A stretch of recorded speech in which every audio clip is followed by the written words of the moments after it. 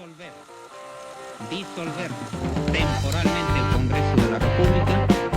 También las playas Skopje. ¿Skopje dice? Es terrible, ¿ah? Qué hombre visionario ese cojudo. Sí me declaro inocente, totalmente inocente. Hola, soy Pedro Salinas y esto es Rajes del Oficio. El día de hoy tenemos un invitado de lujo. Se trata del doctor Víctor Cubas Villanueva, ex fiscal supremo. Tiene una impecable e intachable trayectoria en el Ministerio Público. Algo que es siempre importante destacar porque ya hemos visto que dicha institución padece una crisis profunda. Doctor Cubas, muchísimas gracias por aceptar la invitación. Muy buenos días, muchas gracias a usted por la invitación. Yo quería arrancar recordando una carta suya firmada el 25 de julio del 2022, el año pasado, dirigida a Patricia Benavides, en ese momento fiscal de la Nación, donde en 6 extensos puntos dice en el punto 3 una cosa que suena lapidaria y premonitoria. He podido advertir con mucha preocupación que en los últimos días, durante su administración, se está refiriendo a Patricia Benavides, se han desarticulado los equipos de fiscales de las diferentes jerarquías encargados de la investigación del emblemático caso de corrupción denominado los cuellos blancos del puerto. Acción administrativa dispuesta por su despacho que, además de maltratar innecesariamente a fiscales de impecable trayectoria, puede afectar y poner en serio riesgo a las citadas investigaciones. En consecuencia, dice en su siguiente punto, considero necesario presentar mi renuncia irrevocable al ejercicio del cargo de secretario técnico de la Oficina de Implementación del Código Procesal Penal del Ministerio Público a partir del 1 de agosto del año en curso.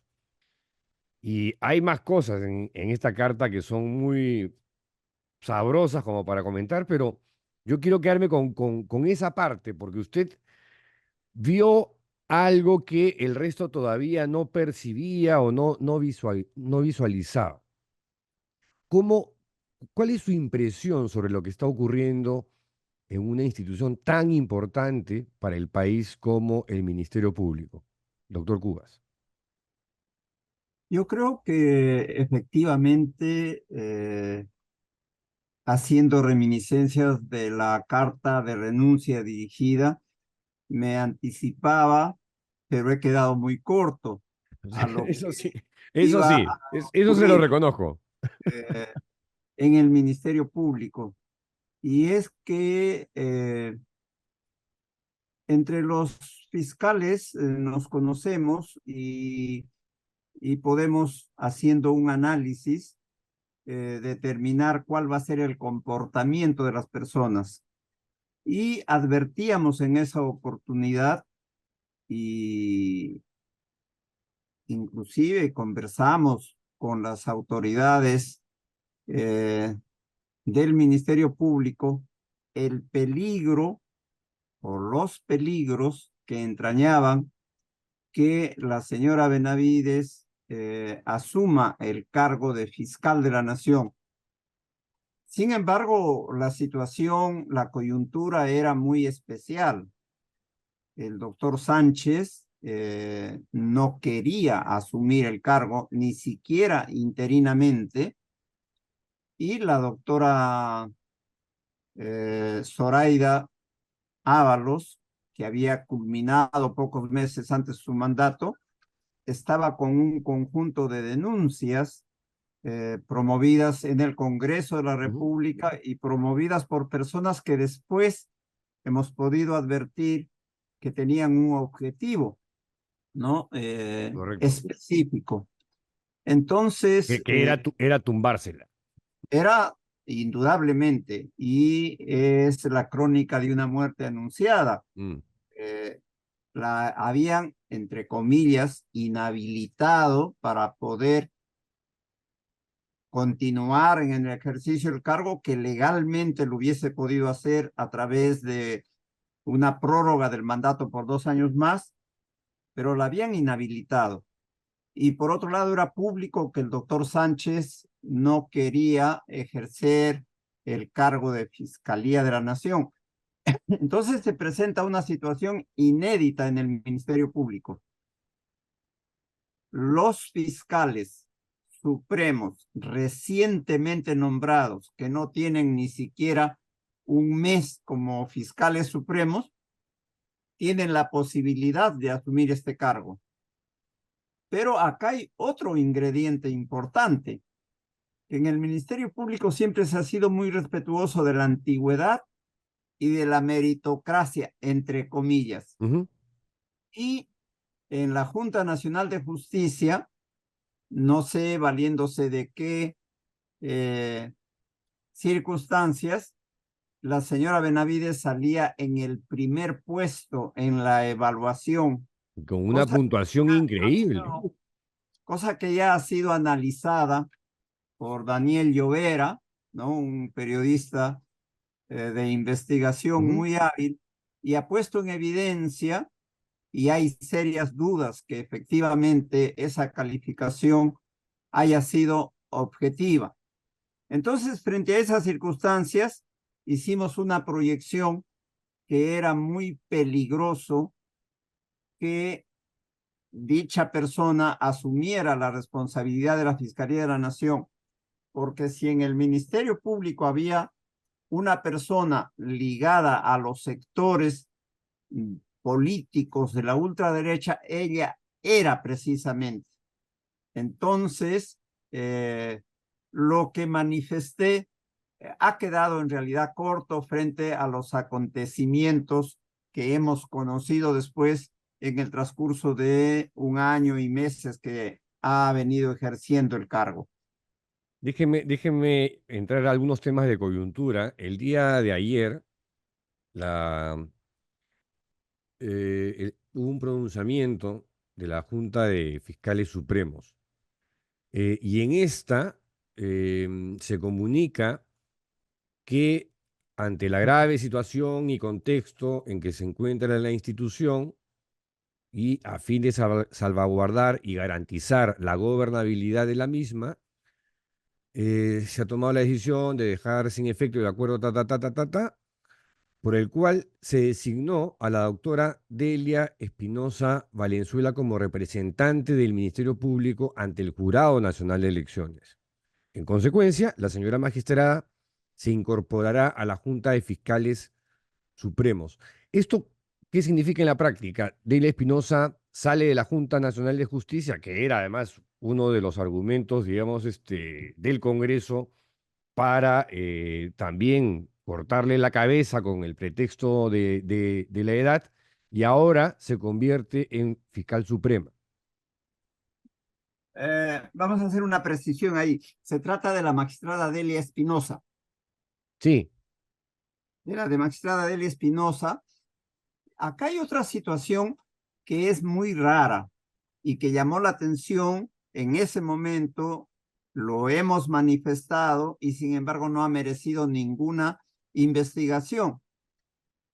En el concurso para fiscales supremos se nombra a 3 fiscales supremos, a 2, la señora Benavides y el señor Villena Campaña, se les toma juramento y en consecuencia, a partir de ese momento, están habilitados para ejercer el cargo. De fiscal de la Nación. No se le toma juramento a Delia Espinosa. Esto es raro. Ya, no se le toma juramento a ella, ¿por qué?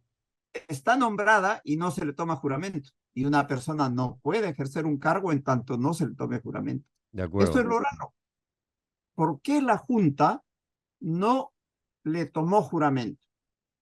Mi opinión es que las coordinaciones que se habían hecho, dada la coyuntura, determinaron que era correrse un riesgo innecesario que esté presente en la Junta esta fiscal. En la junta entonces va a estar el doctor Sánchez, la doctora Ábalos Rivera y los dos nuevos. Y en todo caso va a haber un empate, ¿no? Ujú. Entonces, a la doctora Delia Espinosa recién se le toma juramento en noviembre del año pasado, ¿Ya? cuando ya estaba funcionando la administración de la señora Benavides. Pero ni siquiera se le asigna una fiscalía. Inmediatamente que se le toma juramento como fiscal suprema, se la nombra como representante del Ministerio Público ante el Jurado Nacional de Elecciones. Y se ¿Verdad? la mantiene allí. Sí, sí. Esto indudablemente ha facilitado que la señora Benavides tenga un control prácticamente absoluto en la Junta de Fiscales Supremos. Ahora, otro tema de coyuntura. Antes de dejar el cargo de fiscal de la Nación interino, eh, Pablo Sánchez declinó a favor de Juan Carlos Villena y dispuso la reincorporación de la fiscal superior Marita Barreto como coordinadora del equipo especial de fiscales contra la corrupción del poder. Aquí hay dos cosas. Em, ¿Cuál es su opinión sobre el fiscal Villena y qué le parece la reincorporación de Marita Barreto a este cargo que Patricia Benavides la había simplemente erradicado, ¿no? Como una planta, como un camote, como una papa?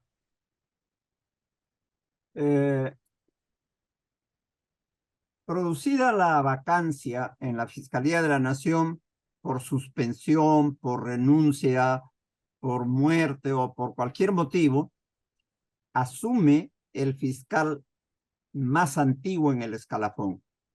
Pablo Sánchez en este caso. El doctor Sánchez es fiscal de la Nación desde el momento en que se produce la suspensión hasta que se levante la suspensión teóricamente. Pero él, por razones personales, ha asumido el cargo de fiscal de la Nación y ha realizado algunos actos administrativos. El primero de ellos fue disponer que, por razones de seguridad, se ejerza un estricto control, sobre todo en el 9º piso, donde están las oficinas de la Fiscalía de la Nación y las oficinas de los asesores. ¿Ya? Y que se evite que cualquier persona vaya a estar retirando documentos u otros objetos de estas oficinas. Y esa es una decisión legítima porque él está en el cargo de fiscal de la Nación. En ejercicio de ese mismo cargo, él emite una resolución disponiendo la reincorporación de la doctora Marita Sonia Rivera a el cargo de coordinadora del equipo especial de fiscales. Luego de ello, Sí. el doctor Sánchez declina en el ejercicio del cargo de fiscal de la Nación para que asuma el doctor Campana Villena. Villena Campana. El doctor Villena... Perdón, y la anterior referencia habló de María Sonia Rivera, se estaba refiriendo a Marita a Marita Barreto. Sí, ok. Marita Barreto. Al equipo especial, que es el cargo del cual había sido destituida por la propia la Benavides. madrugada del 27 de noviembre. Sí. El doctor Villena Campaña ha sido fiscal en las jerarquías anteriores, fiscal provincial y fiscal superior. Él tiene conocimiento de cómo se realiza la labor fiscal. Tiene experiencia en administración porque él ha sido presidente de la Junta de Fiscales. Y tanto es así que la apreciación que yo hago se refuerza con un dato objetivo. En el concurso para nombramiento, cuando a la señora Benavides le califican con las más altas notas, Sí. cosa que ahora está en duda, Así ¿no? es. 98 en examen de conocimientos y 100 en currículum, Sí. ¿no? Otra parte de la evaluación era el análisis de un caso. El análisis de un caso consiste en que al postulante se le dé un expediente que contiene un caso penal ¿Ya? y se le dé un tiempo determinado que él lo examine y plantee un proyecto de solución en ese caso. Y allí la doctora Benavides, si es verdad que aprobó, aprobó con una nota muy inferior a la que obtuvieron la doctora Espinosa ¿Ya? y el doctor Villena Campana. Ajá. Lo que demuestra que ella no ha tenido conocimiento de administración de despacho fiscal. Pero Y doctor por Cubas, esa no sabe razón, ni expresarse. y No por sabe esa ni razón expresarse. es que hay dudas de cómo es que obtuvo tan altas notas, pero la apreciación que yo estoy haciendo está respaldada con este dato objetivo, ¿no? En el análisis de un caso penal tuvo una nota probatoria, pero lo superaron ampliamente los otros dos postulantes. En consecuencia, el señor fiscal de la Nación ahora, interino, tiene experiencia, conoce de despacho fiscal y seguramente que su administración va a reinstitucionalizar al Ministerio Público y va a ir superando progresivamente los problemas que se han derivado de una administración nefasta como la que ha venido teniendo la institución desde el 1 de julio del año 2022. O sea, usted le tiene fe al doctor Villena. Yo creo que sí, no tiene los cuestionamientos que ha venido teniendo, no de ahora, sino desde hace mucho tiempo, la fiscal suspendida. Ahora, va a tener que tener temple y empaque para enfrentar las acometidas del Congreso que se van a producir en algún momento, porque el Congreso está muy cómodo, muy, pero muy cómodo con Patricia Benavides, y eso lo hemos visto claramente en los chats y en los audios de su asesor principal, ¿no? Así es, quien ejerza el cargo de fiscal de la Nación tiene que ser pues una persona que sea, primero, que tenga el perfil, Sí, segundo, que haga respetar la independencia, que es una garantía constitucional para el ejercicio de la función, la autonomía que la Constitución le concede al Ministerio Público para que pueda ejercer su función de investigación del delito, y esto es difícil, pero no es imposible. Es una garantía constitucional que hay que hacerla respetar. El peligro de quien ejerza un cargo como el de fiscal de la Nación está someterse a los requerimientos de, en general, a la injerencia de los políticos en el Ministerio Público. Mucho más es grave en un país como el nuestro, en donde la corrupción campea y en donde para ser autoridad política hay que tener no un currículo, sino un prontuario. Esto explica de por qué tal las cual. ansias de los políticos de controlar Mm. básicamente al Ministerio Público, que es el órgano de persecución del delito. Sí, una de las cosas que me gustaba de su carta es que usted establece, y lo pone prácticamente al inicio, ¿no? ¿Cuál es la misión constitucional del Ministerio Público? Investigar el delito, luchar contra la corrupción, el crimen organizado, la delincuencia común y la impunidad, ¿no? Este, mm, que créanme que yo al leerlo digo, wow, sí, pues, esa es la misión del Ministerio Público, pero en los hechos no funciona así, lamentablemente. Vemos que hay estas pugnas de poder, de aprovechar la condición de fiscal de la nación para abusar de ese poder sobre otros y abusar de una manera desproporcionada muchas veces, ¿no? Así es, y resaltaba esos aspectos porque en nuestro país, y este es un hecho que no se ha divulgado y indudablemente de manera interesada no se ha divulgado. La gran polémica que se produjo en la década del 70 fue llevar a cabo una reforma del sistema procesal penal. Pero en ese tiempo aún no se veía el avance de la delincuencia como se está viendo ahora. Claro. Claro, había corrupción, Mm. pero el crimen organizado no tenía las manifestaciones que tiene ahora. Y se determinó, con mucha visión de los constituyentes de ese tiempo, que el Ministerio Público debe ser una entidad autónoma. Es decir, no debe pertenecer al Poder Judicial, sino de que debe ser un órgano autónomo que sea capaz de llevar adelante la investigación del delito, de acusar a quienes tienen responsabilidad en la comisión de estos actos y de llevarlos a juicio y lograr que sean condenados.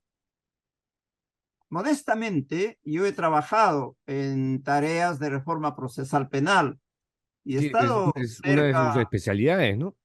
sí, y he estado cerca a personas que son los pioneros de la reforma procesal penal.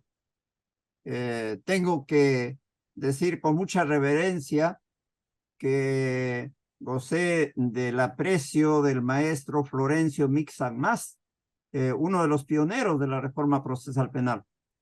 Pero hemos trabajado con muchos otros juristas nacionales y extranjeros, ¿no? Entre los juristas extranjeros que han venido en reiteradas ocasiones está Binder. Y Binder sostenía que uno de los efectos más aborrecidos por la sociedad es la impunidad. Y esto se quedó grabado en mí. Y efectivamente, pues, el poder lo que quiere Es es impunidad. cometer actos ilícitos, pero que queden en la impunidad. Y Que en mi no- experiencia personal sí. han habido dos actos relacionados con ello. En el gobierno de Fujimori se cometieron graves actos de corrupción y graves actos de violación de derechos humanos y pretendieron que se queden impunes, ¿no? La independencia que estaba declarada como garantía de la actuación del fiscal y la autonomía que era una garantía de actuación del Ministerio Público permitieron que adelantáramos la investigación por el caso Cantuta y Barrios Altos. Y luego, claro, que sufrimos las consecuencias del poder y tuvimos que estar alejados del Ministerio Público por 5 años vía no ratificación. Pero logramos poner al descubierto graves delitos que se cometen desde el interior del Estado y delitos que se cometen con una crueldad extraordinaria, la desaparición forzada de personas, por ejemplo, puesta de manifiesto en el caso Cantuta, sustraer a estudiantes, llevarlos hasta un lugar alejado, interrogarlos, ejecutarlos, enterrarlos, desenterrarlos y luego quemar los restos para ocultar las evidencias. Entonces, todo eso es lo que me ha permitido sostener que solo la autonomía del Ministerio Público es la garantía para que se pueda investigar delitos, sobre todo cuando son cometidos como actos de abuso de poder. Déjeme volver a los temas de coyuntura. La fiscal, la ex fiscal, o la suspendida fiscal Patricia Benavides, está en este proceso disciplinario, ¿no? y la Junta Nacional de Justicia tiene que, en el plazo que le ha dado, evaluar si es que la destituye o no. Si la destituye, evidentemente ya no podría regresar a su plaza, ¿no es cierto? A sentarse en la silla de del fiscal de la Nación. Si eso ocurre, se abre ahí un escenario que para mí es incierto. Digamos, asume Villena, se queda Villena, habría una elección de un nuevo fiscal de la Nación. ¿Cuál es el proceso que vendría en la eventualidad de que la Junta Nacional de Justicia decida destituir a Patricia Benavides? Si eso ocurriese, la Junta de Fiscales Supremos tendría que nombrar al fiscal de la Nación titular. Ya no podría haber un fiscal interino. El doctor Villena Campana terminaría su mandato como fiscal de la Nación interino y, conforme a lo que está dispuesto en la Constitución Política, la Junta de Fiscales Supremos tiene la facultad de nombrar entre los fiscales supremos al fiscal de la Nación. Que son 5, ¿no? Las plazas de fiscales supremos son 6. Son 6. Son 6, pero falta el nombramiento de un fiscal supremo, que la Junta no ha convocado a concurso porque de los fiscales anteriores que han sido sancionados con destitución, estaban aún en etapa de impugnación y mientras no termine el procedimiento no podían declarar la vacancia del cargo. Ya, pero digamos, si no llegan a los 6, igual, si son 5 o son 4. O se reúnen y eligen entre ellos al Ya. fiscal de la Nación. Ya. Y según su criterio, de acuerdo a la conformación actual, ¿podría salir un buen fiscal? Yo creo que sí. He hecho referencias al doctor Villena, que tiene conocimiento de administración de un despacho, conocimiento de cómo funciona el Ministerio Público. La otra fiscal recientemente nombrada e incorporada a la Junta de Fiscales, la doctora Delia Espinosa, igualmente ella es fiscal, ha empezado en el Ministerio Público, inclusive haciendo prácticas profesionales, tiene conocimiento de la administración de despacho, ha sido fiscal provincial, postuló y fue nombrada fiscal superior titular, ha ejercido por un tiempo corto la coordinación del subsistema de lavado de activos y luego se venía desempeñando como fiscal en el subsistema de corrupción de funcionarios y en esas circunstancias se ha producido el concurso y ha sido nombrada fiscal suprema, ¿no? De manera que... Y el tercero es Villena, ¿puede votar también? No. Sí, O indudablemente. sea, ¿puede votar por sí mismo? Puede votar por sí mismo, puede proponerse para ser fiscal de la Nación, no hay limitación en ese caso. Ya. Pero igual están faltando fiscales.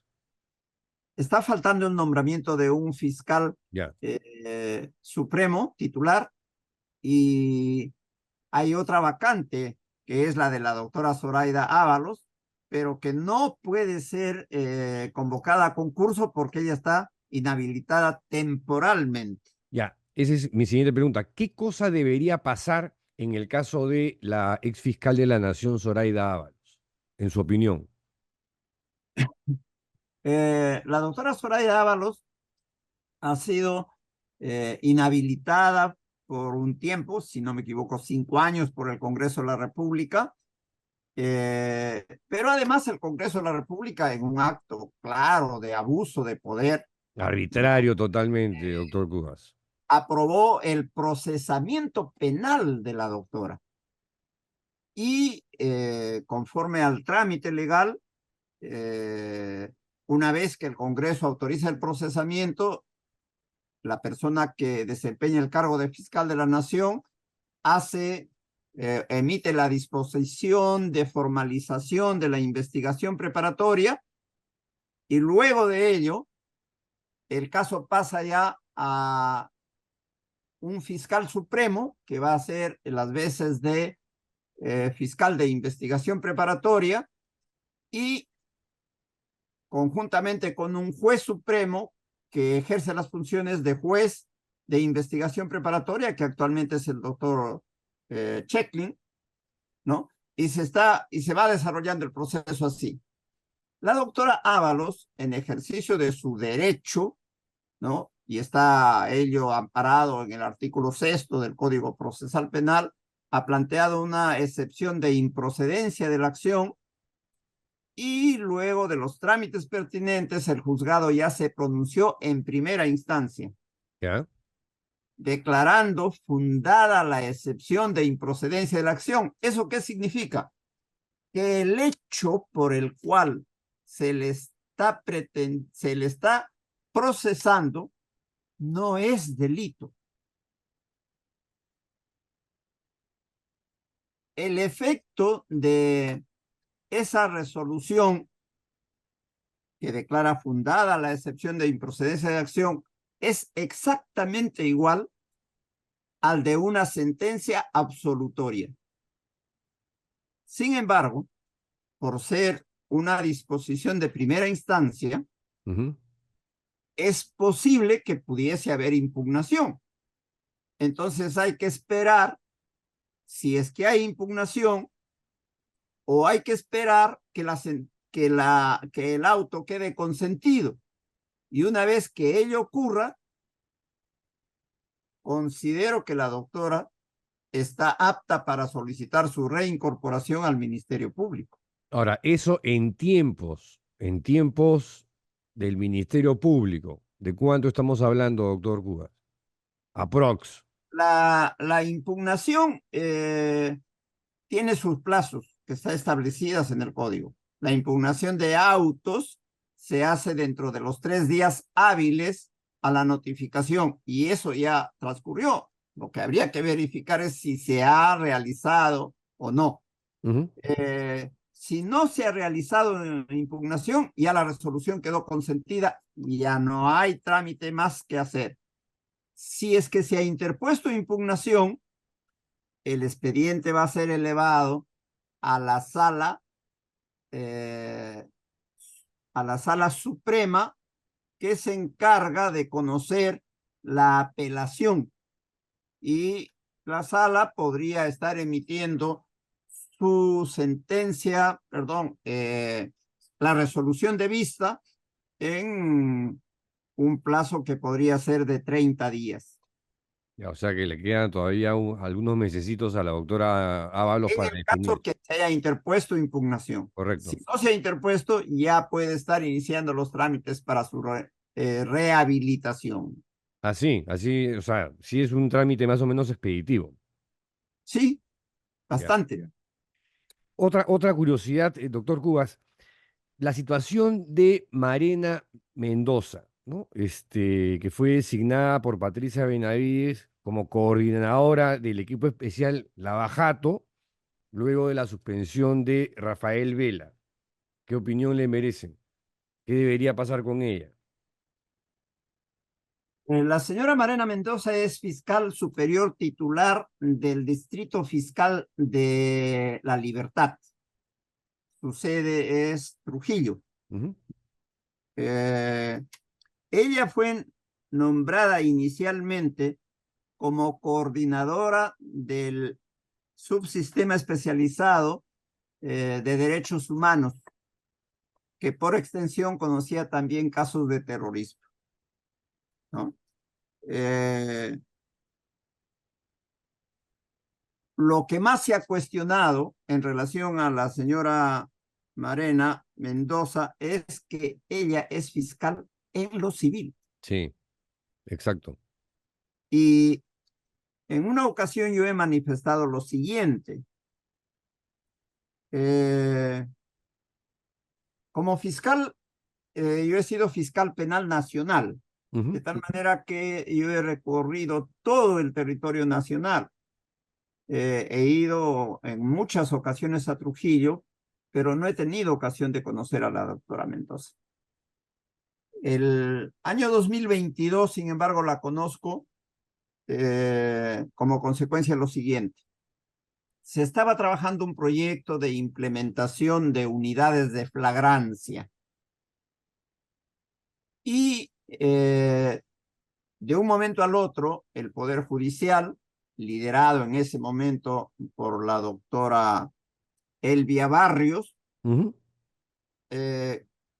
cambió el proyecto, que originalmente debía implementarse una unidad de flagrancia en Lima, y cambia para que se implemente en primer lugar en La Libertad. Y específicamente determinan que sea en el distrito de El Porvenir.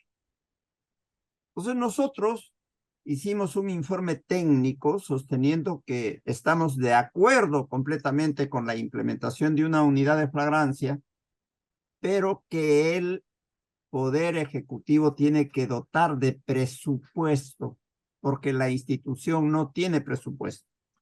Sin embargo, el Poder Judicial quería hacer lo siguiente: que se desactive las fiscalías del Porvenir, que tenía 4 despachos, y que esos 4 fiscales pasen a trabajar en la unidad de flagrancia. Eso aparentemente funciona.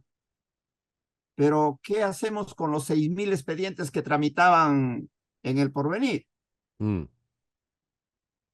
La respuesta fue: lo distribuyen entre las demás fiscalías del distrito fiscal. Pero eso significa que un caso que está, por ejemplo, en Lima, lo tenga que llevar a Chosica, o a Ancón, o a Pucusana, con el perjuicio para las personas que están litigando. Claro. Entonces, nosotros nos opusimos técnicamente a eso. La señora Mendoza estuvo de acuerdo con nuestro planteamiento y pidió venir a Lima para que los fiscales informen y para que se adopte y se formalice el documento acerca de esta unidad de flagrancia. Y efectivamente vino, y lo primero que nos dice: he venido con mis fiscales en el área penal porque ellos son los que conocen la problemática, yo soy fiscal en lo civil y yo no sé estos aspectos de penal. Y después de eso aparece como coordinadora de un subsistema especializado que requiere conocimiento no solamente del derecho penal nacional, sino del derecho penal internacional, de tratados internacionales.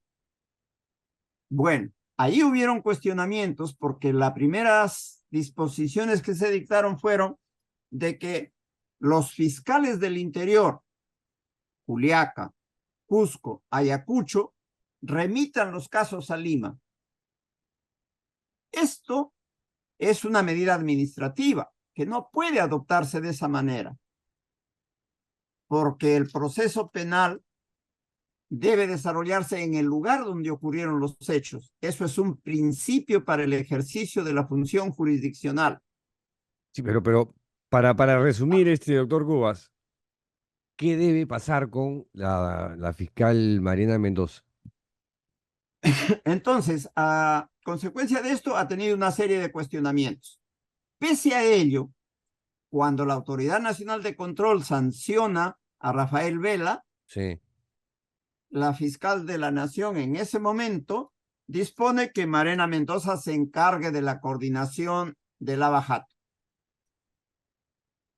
Eso es inconveniente, porque un fiscal superior no podría estar coordinando el trabajo de 2 subsistemas que tienen casos complejos. Entonces, lo que debe ocurrir es que se dé por concluida la encargatura en relación al subsistema de lavado de activos y que el fiscal de la Nación nombre a un fiscal que se encargue de realizar las funciones de coordinación de ese equipo especial de investigación. Una siguiente pregunta.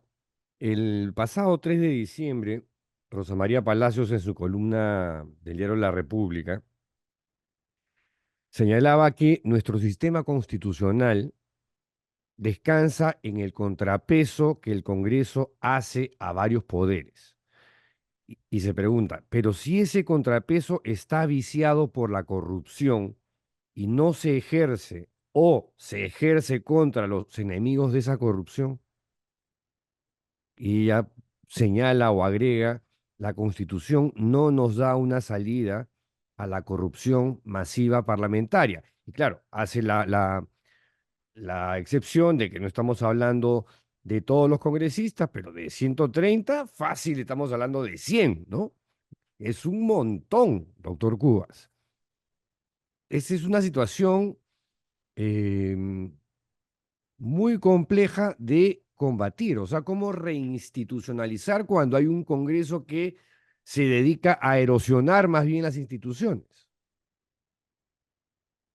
¿Qué hacer en una situación así? Sí, ese efectivamente es un problema muy grave. Yo recuerdo desde mis años de estudiante de secundaria ¿Ya? haber escuchado una conferencia de Carlos Malpica Silva Santisteban, ¿Mm? el autor de Los Dueños del Perú, Sí. y él se refería a la corrupción en el Perú y en América Latina, y decía que la corrupción es como un cáncer que va afectando a todo el cuerpo, pero al final afecta el cerebro. Y haciendo la comparación con el Estado, la corrupción va afectando a todos los entes, pero si al final llega a los órganos del Estado, estamos en realidad en una crisis muy, muy peligrosa. Y eso es lo que ha ocurrido. En nuestro país ha habido un avance inusitado de la corrupción y del crimen organizado. Actualmente hay formas de crimen organizado, ¿no? Minería ilegal, Mm. trata de personas, pesca ilegal, etcétera, etcétera. Pero lavado de activos. Y hay personas que están ejerciendo función pública que están investigados por estos hechos. Yo sé que, Entonces, sí. el Ministerio Público va a tener aquí una tarea muy, muy especial de que manteniendo a toda costa su autonomía, su independencia, investigue y que no permita de ninguna manera que haya injerencia de otros poderes, poder político, poder económico, poder social, etcétera, etcétera. Por, La situación es demasiado grave en este momento.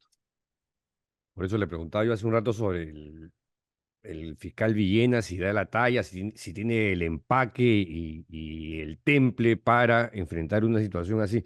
Antes de terminar, para cerrar con un tema sobre la fiscalía, em, no puedo dejar de mencionar el caso de la hermana de la fiscal Benavides. El juez supremo Juan Carlos Checklin ha evaluado la solicitud del fiscal supremo Uriel Terán para enviar al archivo la investigación que se siguió contra la jueza Emma Benavides, hermana de Patricia Benavides. ¿Qué debería pasar ahí, en su opinión?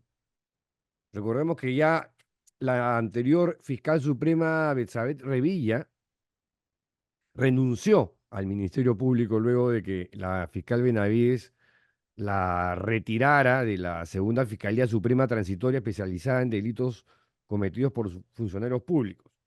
Desde esa oficina, Betsabé Revilla era la que investigaba a la hermana de la fiscal. O sea, realmente las movidas de Patricia Benavides son increíbles. Sí, es una medida muy desatinada, indudablemente. Yo pienso que que la fiscal suspendida, como lo he señalado, es muy hábil para hacer este tipo de cosas indebidas, Mm.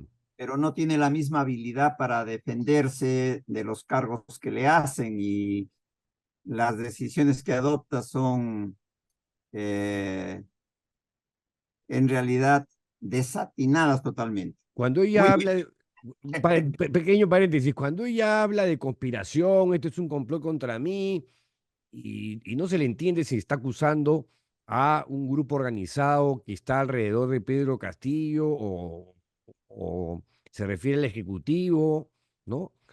Este, Sí, ¿qué, qué, pues qué, qué esto, piensa usted? ¿Qué viene a es su cabeza? que Cuando es habla de complot y conspiración. una reacción inusitada, eh, que no tiene asidero eh, en el mundo real, en el mundo de los hechos. ¿Quién estaría complotando contra la fiscal de la Nación? Ella misma, Las pues. autoridades del Poder Ejecutivo, que han sido sus aliados, Exacto. No tiene ¿no? ningún sentido. Ella le ha dado un tratamiento especial a la señora presidenta de la República, Mm. ¿no? Esto, igual que a otros miembros del Poder Ejecutivo. ¿Quién podría estar complotando? Claro, no, imposible que se refiera al Congreso, que son Sus aliados principales. la acción fluida, ¿no? No tiene sentido el que hable de un complot. Y mucho más se presenta a sostener esto incurriendo en una falta grave que está prevista en la ley de carrera fiscal, rodeada de dirigentes apristas. Mm. Eso es Pero increíble, ¿no? eso no, eso sería menos malo si es que alguno de ellos o si es que ninguno de ellos estaría sometido a la justicia. Pero ocurre que el abogado defensor que ha llevado Mm. está procesado. Entonces, un mínimo de cordura y de tino hubiese determinado que no esté, pues, en arreglos y en cercanía con estas personas. Sin embargo, cuando se le señala, da la misma respuesta que dio la presidenta de la República cuando le cuestionan a su hermano, ¿no? Mm. Cada uno puede hacer lo que le da su regalada gana. Y a ella su regalada gana le ha dado de llevar como abogado a un dirigente del partido aprista que está investigado. Pero estaba rodeada de otros dirigentes apristas en la ceremonia del Colegio de Abogados de Lima. Sí, que era una suerte de Eso desagravio, es muy ¿no? desatinado. Sí. No tiene sentido hablar de complot. Y le respondo la pregunta en Sí, relación a la hermana. a la hermana. La hermana de la fiscal de la Nación estaba viniendo, estaba siendo procesada, y el proceso estaba en etapa de investigación preparatoria, lo que quiere decir que había suficientes indicios para que el fiscal haya decidido la continuación de la investigación preparatoria. Estando en esa situación, la señora fiscal de la Nación saca del cargo a la fiscal que venía investigando y nombra allí a un fiscal provisional, el señor Uriel Uriel Terán. Uriel Terán. Terán. El señor Uriel Terán, luego de unas pocas semanas, emite un requerimiento de sobreseimiento. Pero uno de los argumentos es de que por celeridad procesal se debe ya emitir el pronunciamiento porque ya no hay diligencias pendientes. Pero esto no era cierto. Sí había diligencias pendientes y una diligencia que había sido programada era una declaración testimonial de una de las personas que en su momento denunció los actos que son materia de investigación. ¿Qué significa un pedido de sobreseimiento? Un pedido de sobreseimiento significa que en la investigación no se ha logrado reunir elementos probatorios que acrediten la comisión del delito y la responsabilidad penal de la persona. Entonces es innecesario ya continuar. Pero además, que se haya hecho una investigación y que no haya la posibilidad de continuar investigando porque ya todo está hecho. Entonces, formula el requerimiento de sobreseimiento, pero ese requerimiento tiene que ser aprobado judicialmente. El juez de investigación preparatoria tiene, de conformidad con el Código Procesal Penal, que convocar a una audiencia de control del sobreseimiento. Ujú. Eso es lo que se ha hecho el día de ayer. ¿Ya? En esa audiencia, el fiscal debe hacer la defensa, la explicación de los argumentos por los cuales considera que el caso debe ser sobreseído. ¿Qué le pareció que no fuera el propio fiscal Uriel Terán, sino que mandó al fiscal supremo adjunto Alcides Chinchay, Sí, quien Chinchay. se encargó de decir, por si acaso, este no es mi caso, ¿no? Yo no hice la investigación, estoy aquí por indicación del fiscal Uriel Terán. Y tiene toda la razón, porque uno no tiene por qué asumir la responsabilidad de otras personas. El no investigar es un acto ilícito. De tal manera que en su momento, quien haya formulado este sobreseimiento, si es que no se han cumplido los requisitos para ello, tiene que ser investigado y tiene que asumir su responsabilidad. O sea, podría rodar la cabeza del fiscal Terán. Pero indudablemente, Ya. indudablemente, Ojalá. un fiscal trabaja bajo responsabilidad civil, Mm. administrativa y penal. Un fiscal tiene que trabajar dentro de los marcos que establece el orden jurídico, no por el hecho de que es titular del ejercicio de la acción penal, puede hacer lo que quiere. No es así. Así no funciona. Muy bien. No ha asistido el señor Uriel Terán a defender su requerimiento de sobreseimiento y ha dispuesto que sea el doctor Alcides Chinchay. El doctor con justa razón dice, yo vengo acá, pero yo no he hecho esto. Por encargo. Así es. Si Me han acaso, pedido que venga, pero no es mi caso. pero en la audiencia también participa el abogado del Estado, que es agraviado en los casos de corrupción, y el procurador público, que es el representante, el abogado del Estado, había venido planteando su oposición a que se declare fundado el sobreseimiento. Entonces, en ese caso, si el juez de investigación preparatoria le da la razón, está de acuerdo con los fundamentos del procurador público del Estado, lo que va a disponer es la realización de una investigación suplementaria.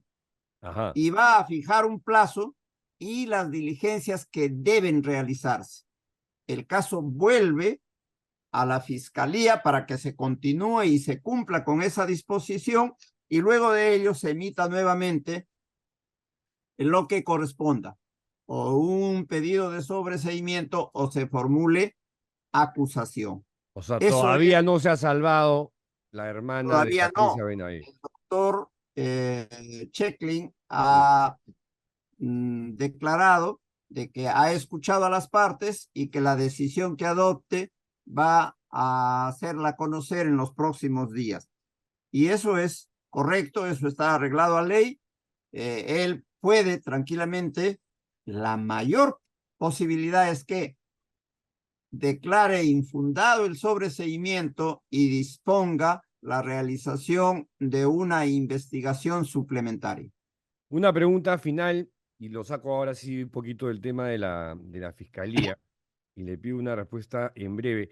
El desacato del Perú a la Corte Interamericana de Derechos Humanos por el caso del indulto a Alberto Fujimori, ¿qué consecuencias cree usted que va a tener para el Perú?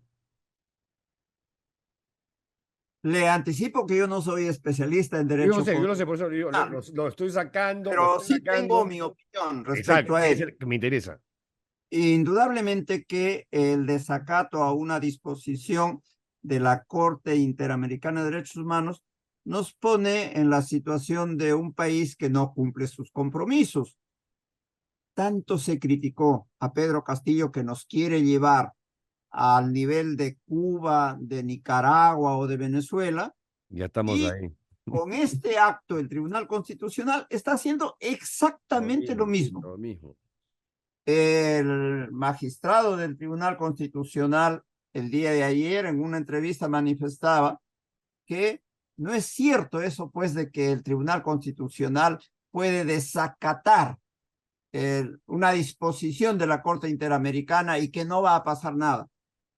Porque con ese mismo criterio se podría desacatar una disposición de un organismo de arbitraje internacional para solucionar una controversia entre el Estado peruano y un inversionista. Claro. Entonces, el inversionista, ¿qué garantía va a tener de venir a hacer inversiones en el Perú si en el caso que se le presente una controversia se le va a contestar a nosotros? No nos interesan los tratados internacionales. Nosotros hacemos lo que consideran los magistrados, ¿no? Entonces, es una decisión que no es correcta, que no está arreglada la ley y que le causa grave perjuicio al país.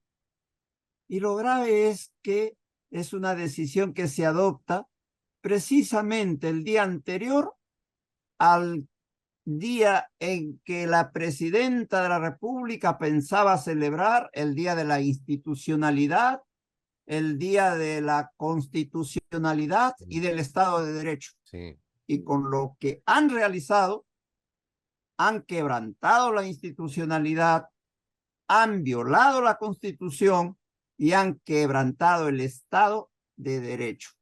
Y nos ponen, reitero, al nivel de los países al que tanto mencionan como países que violan el orden jurídico.